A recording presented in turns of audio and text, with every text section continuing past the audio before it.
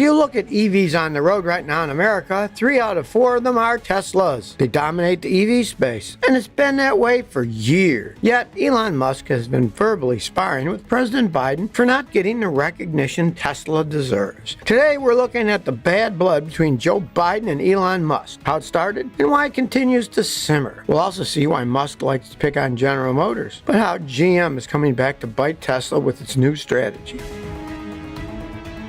When you hear the name Joe Biden, you probably think of the President of the United States, and not a damp sock puppet. Yet, damp sock puppet is just one of a slew of nicknames that Elon Musk has been throwing at President Biden in recent months. Let's say it's clear they aren't the best of friends, but did you know it wasn't always this way? At one point, the richest man in the world used to be a major supporter of Joe Biden. He actually voted for Biden in the past 2 presidential elections. He said he initially was super fired up for the new president to take office and planned to work closely with the Biden administration to address climate change. In fact, Musk even stated in the past that he'd voted overwhelmingly for Democrats. But just recently, Musk came out and said he planned to vote Republican in the next presidential election. Talk about a complete 180-degree change. So, what exactly happened to make his opinion turn so sour? Well, Musk began expressing discontent with some of Biden's choices just a few weeks into the presidency. For example, the Biden administration rejected Musk's idea of a carbon tax because they felt it was too politically difficult. Musk had been calling for this tax as far back as 2015. But the bad blood between Biden and Musk really started to take shape last summer. The White House is having an EV summit. You'd think that Elon Musk, as the CEO of the largest electric car maker in the U.S., would be invited. After all, over the past 3 years, Tesla's been responsible for about 74% of EV sales here in the U.S. But as it turns out, the White House invited Tesla's competitors, but didn't even include Elon Musk. It's one thing to get snubbed, and everyone can relate to that to some degree. But imagine being the richest man on earth, like you're on the top of the world, invincible almost. And from that vantage point, imagine how it feels if you get snubbed by the President of the United States. Anyway, Musk responded by tweeting how odd it was that Tesla wasn't even invited. Later, when the White House press secretary was asked why Tesla wasn't invited, she told the press that she'd let them draw their own conclusions. Well, the feud didn't stop there, and it continues to simmer even hotter. Most recently, the president mocked Elon Musk's fixation with outer space. It happened after Musk emailed his Tesla executives about his super bad feeling that the U.S. economy was headed towards a recession and how Tesla needed to lay off some of its workforce. When Biden got asked about it, Biden touted other companies who pledged to expand operations and human resources. He went on to say that while Musk is merely talking about his concerns about the economy, that Ford's in the meantime working hard to increase investments in building EVs with union employees. He then wished Musk lots of luck on his trip to the moon. Each time Biden dismisses Musk, Musk comes right back at him in full force, especially when it comes to criticizing the president's political agendas, some of which exclude Tesla altogether. Take, for example, Biden's Build Back Better agenda. The $2 trillion package would authorize a tax credit of up to $12,500 to Americans if they buy an electric vehicle. But the thing is, the EV needs to be assembled by unionized workers, and Tesla's workers aren't unionized. So this bill would completely exclude Tesla. Instead, it would promote the other car companies, the United Auto Workers Union like GM and Ford, both of which just happen to be 2 of Tesla's biggest competitors. Now, this isn't the only time the president has given special treatment to GM and Ford while excluding Tesla completely. Biden met with executives from Ford and GM to discuss EV adoption on multiple occasions, and Tesla executives were nowhere in sight. Not because they didn't want to be there, they just were not invited. Biden also made appearances at GM and Ford factories, and he's even taken test drives in their electric pickup trucks in development. But to this date, Biden has never visited Tesla's gigantic Fremont factory. All this has led to a slew of tweets from Musk against Biden. In one tweet, he called the president a damp sock puppet in human form. In another tweet, Musk tweeted, starts with a T, ends with an A, ESL in the middle. It got so bad back in February, almost 40,000 Tesla fans signed a Change.org petition for Biden to acknowledge Tesla as its role as the leading electric car maker in the world. The petition claimed that Biden's actions were an insult to the Americans who worked for Tesla. Eventually, the president did publicly acknowledge Tesla. In February, he talked about Tesla's influence on the industry, and he acknowledged that Tesla is the largest electric vehicle manufacturer in the U.S. But then a month later, he mentioned GM and Ford in his State of the Union address while again ignoring Tesla. Of course, we have no idea who wrote the speech that Biden was actually reading. Now, here's the thing. It's not just Tesla that Biden is not a fan of. It's Elon Musk himself. Just look at Musk's other company, SpaceX. Last year, when SpaceX completed its historic mission as the first all-civilian mission, SpaceX received a lot of congratulations and support from NASA officials and even Musk's competitor, Jeff Bezos of Blue Origin. But there was no acknowledgement from Biden. Musk later tweeted that the president was still sleeping, his comment being in reference to Donald Trump's popularizing the nickname Sleepy Joe for Biden. But the history of bad blood between Biden and Tesla runs deep. Musk blames Biden administration for some of Tesla's legal issues. Back in 2017, some Tesla workers wanted to unionize with the help of the United Auto Workers Union. Reportedly, these workers faced major backlash from Tesla. Last year, the National Labor Relations Board, or NLRB, ruled that Musk and Tesla interrogated and unlawfully threatened the workers who were hoping to unionize. NLRB directed Tesla to delete a 3-year anti-union tweet that was deemed to be threatening to labor organizations. It also ordered Tesla to rehire with back pay Richard Ortiz, a union supporter who had been fired. Musk blames these types of troubles to Biden for sidelining Tesla. His belief is that the Democratic Party has turned from the kindness party to the party of division and hate, and that's why Musk stopped supporting Biden and says he's now voting Republican. Now, most people know that Tesla is by far the biggest and most successful EV company. But just how big is Tesla anyway? Tesla has a jaw-dropping market value of about $900 billion. Let's put that in perspective for a second. Tesla's two competitors are Ford and GM. Ford's valuation is a mere $57 billion, and GM's is $52 billion. They haven't even hit the $100 billion